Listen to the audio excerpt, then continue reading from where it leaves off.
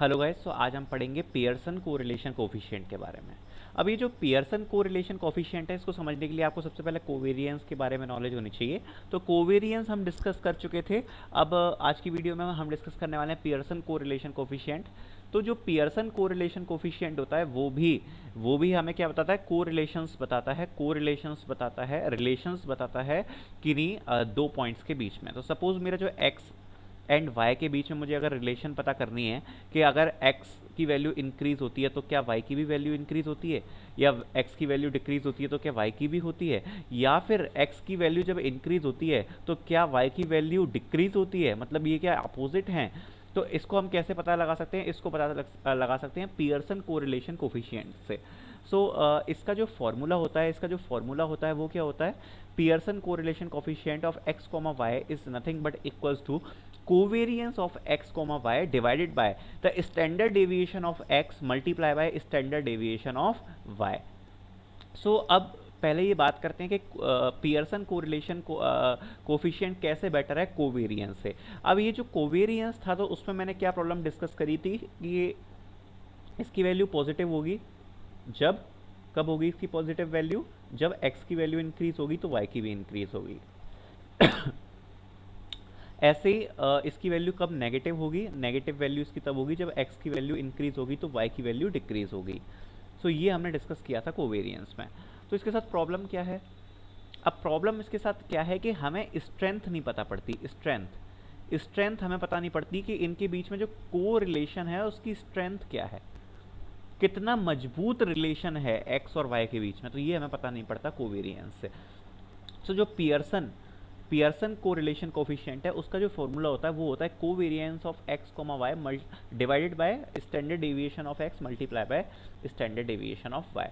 इससे हमें क्या पता पड़ता है वो मैं आपको बताता हूँ कि सबसे पहले इसकी जो वैल्यू होती है वो होती है -1 से +1 के बीच में पियर्सन कोफिशिएंट की, ठीक है। पियर्सन कोफिशिएंट की जो वैल्यू होती है वो होती है -1 से +1 के बीच में।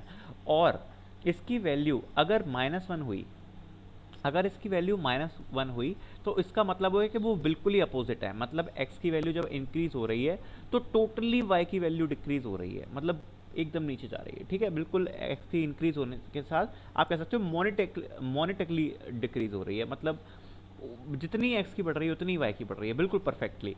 अगर -1 है, अगर +1 है, इसका मतलब क्या है, x की वैल्यू इंक्रीज होने के साथ बिल्कुल ही मोनोटोनिकली y की भी इंक्रीज हो रही है वैल्यू, ठीक है। तो ये अपन कर सकते हैं पियर्सन कोरिलेशन में अगर -1 और +1 है। अब इसके बीच में अगर वैल्यू आई, अगर 0 आई, 0 का मतलब क्या है कि नॉट प्रॉपर इन्फो, 0 का मतलब क्या है, नॉट प्रॉपर इन्फो, मतलब x की वैल्यू इंक्रीज होने के साथ y की वैल्यू इंक्रीज भी हो सकती है, और x की वैल्यू इंक्रीज होने के साथ y की वैल्यू डिक्रीज भी हो सकती है। कोई रिलेशन, मतलब ऐसा कुछ खास नहीं है, कुछ हमें पता ही नहीं पड़ रहा रिलेशन उसमें है कि नहीं है, कुछ नहीं पता पड़ रहा, ये आएगी आपकी 0 से। अब और आपको ऐसा और कैसे पता पड़ेगा, मान लो कि जैसे कि अगर x की वैल्यू इंक्रीज होने के साथ y की वैल्यू भी इंक्रीज हो रही है लेकिन थोड़ी स्ट्रेंथ कम है, कि मतलब जैसे अगर मैं एग्जांपल लूँ तो मैं कैसे बता सकता हूँ, एक सेकेंड, स्ट्रेंथ कैसे कम है, देखो जब हमारी x की वैल्यू इंक्रीज हो रही है तो y की भी हो रही है, लेकिन कुछ ऐसे हो रही है, ठीक है। मतलब यहां पर भी थोड़ा सा इंक्रीमेंट है, इसको थोड़ा सा इंक्रीमेंट बनाता हूं मैं, ठीक है। मतलब यहाँ पर थोड़ा इंक्रीमेंट है, यहाँ पर ज़्यादा इंक्रीमेंट, फिर उसके बाद यहाँ पर एकदम ज़्यादा इंक्रीमेंट, फिर यहाँ पर हल्का सा थोड़ा सा फिर से स्ट्रेट हो गया, मतलब इंक्रीज तो हो रही है वैल्यू लेकिन प्रॉपर स्ट्रेट नहीं है। तो जो वैल्यू होगी वो आप समझ सकते हो कि कुछ 0.6 0.7 ऐसे कुछ होगी वैल्यू, मतलब 0 से तो ज़्यादा ही होगी, है ना, +1 की साइड होगी। और जितना जितना मतलब कोरिलेशन बढ़ता जाएगा उतना उतना 1 की साइड वैल्यू हमारी बढ़ती जाएगी। ऐसे जितना जितना कोरिलेशन घटता जाएगा उतनी हमारी वैल्यू जो होगी वो -1 के पास आती जाएगी, ठीक है। तो ये पियर्सन कोरिलेशन आई थिंक अब क्लियर होगा आपको, फॉर्मूला मैंने लिख दिया।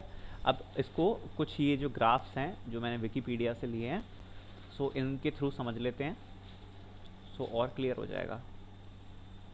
अब देखो, सबसे पहले इस वाले डायग्राम को लो, फर्स्ट वाले डायग्राम को, इसको कंसीडर करो। आप देख सकते हो कि इस एक्सिस पे मैं क्या ले रहा हूँ, इस पे मान लो ले रहा हूँ मैं x और इस पे मैं ले रहा हूँ y, ठीक है। अब जब x की वैल्यू इंक्रीज हो रही है, x की वैल्यू जब इंक्रीज हो रही है तो आप देख सकते हो कि y की वैल्यू बिल्कुल डिक्रीज हो रही है, बिल्कुल डिक्रीज, परफेक्ट स्ट्रेट लाइन में, बिल्कुल स्ट्रेट लाइन में पॉइंट्स आ रहे हैं डिक्रीज के। आप देख सकते हो स्ट्रेट लाइन ड्रॉ करी जा सकती है, इसलिए जो पियर्सन कोरिलेशन कोफिशिएंट है उसकी वैल्यू है -1।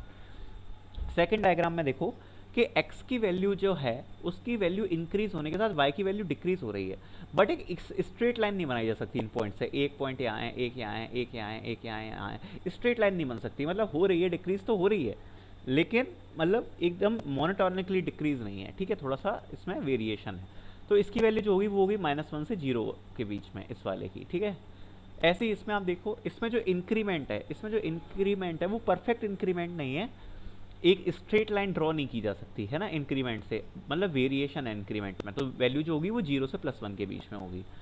और आप देख सकते हो कि स्ट्रेट लाइन ड्रॉ करी जा सकती है, स्ट्रेट लाइन इंक्रीमेंट में x की वैल्यू इंक्रीज हो रही है, y की भी हो रही है, तो कोफिशिएंट की वैल्यू क्या है, +1।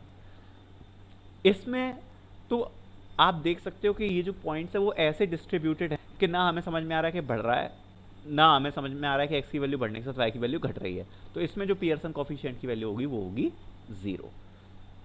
सो Pearson coefficient we can say is better than covariance to measure the relationships. जो कोवेरियंस का ड्रॉबैक था कि भाई इससे स्ट्रेंथ नहीं पता पड़ती कोवेरियंस से, इससे आपको स्ट्रेंथ भी पता पड़ जाएगी, -1 से लेके +1 के बीच में होती है ना, जिसकी वैल्यू होती है वो। सो इतना ही था पियर्सन कोरिलेशन कोफिशिएंट के बारे में।